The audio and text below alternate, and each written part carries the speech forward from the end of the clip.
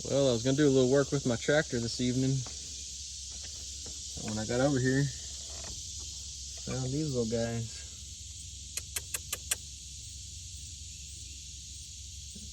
It's a wren nest with 3 baby wren.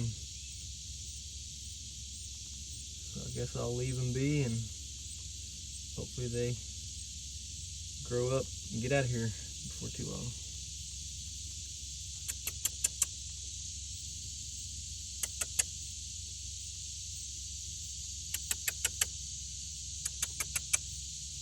Oh, 4 of them, look at there.